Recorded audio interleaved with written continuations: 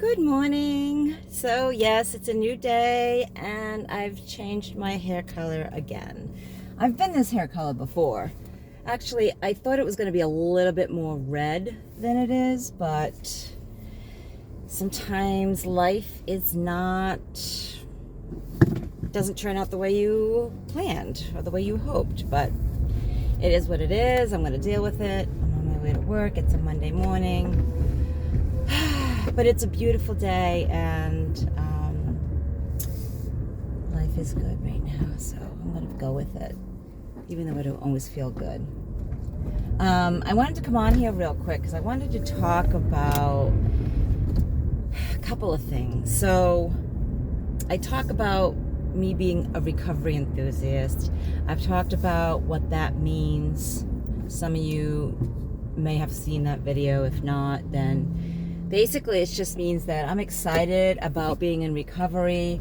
I found a way of life that is free, that is joyful, that is not free from challenges or struggles, but free from the bondage of the substances that I was using and to cope. I've found new ways to cope with situations. And what I found was over the years, because I've had different times of sobriety in the past, multiple years in the past, and then relapse and yada, yada, yada.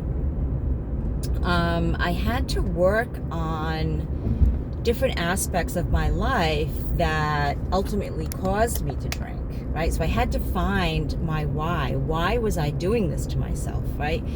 Each and every time knowing how the outcome is going to be and doing it anyway, like complete insanity, right? And for me, it was different things. It was my lack of communication skills, right? How do I let people know how I feel? How do I get what I want, right? How do I say no? How do I set those boundaries? Another thing that was affecting me and didn't really have skills for was motivation. How do I get motivated? I deal with depression as well, so it's really, really difficult to maintain that motivation, right? And so how do I do that? And it varies from day to day. I'm not always eager, every single day, but I'm able to get up and do the things I need to do and not stay in bed all day and, not make things worse. So, communication with relationships, motivation. The other thing was self-esteem. I had such a low self-esteem that, it was pitiful. And it was so bad that I just wanted to die. And so I really need to learn how to build that. How do I create confidence? How do I create a life worth living, right? How do I build mastery? And the last thing I struggled with was spirituality and knowing what that meant to me.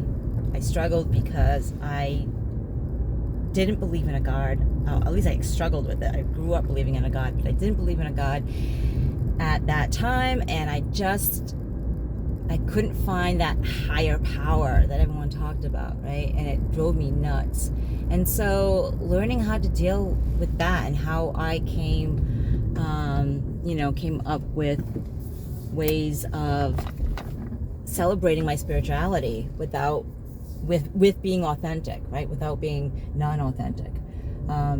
Anyways, if you have these similar questions, situations, struggles, then that's exactly what I do. I help people with these struggles that caused them to drink in the past, or caused them to use drugs, or caused them to overeat in the past.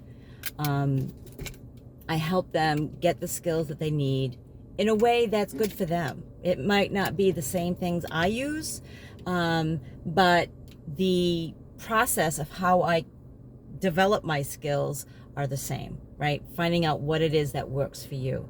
And so I'm a coach that helps you do that. I also have online courses that help you do that, and ebooks. So check out my website. It's recoveryenthusiast.com. There's a lot of things up there that you can just check out to see who I am, what am I about, if you want to know more, and also some things that you might want to purchase to see, you know, if they could be helpful. I hope you found this helpful, and I hope you have a wonderful day. Remember to stay enthusiastic best you can, stay grateful best you can, and stay blessed. Peace.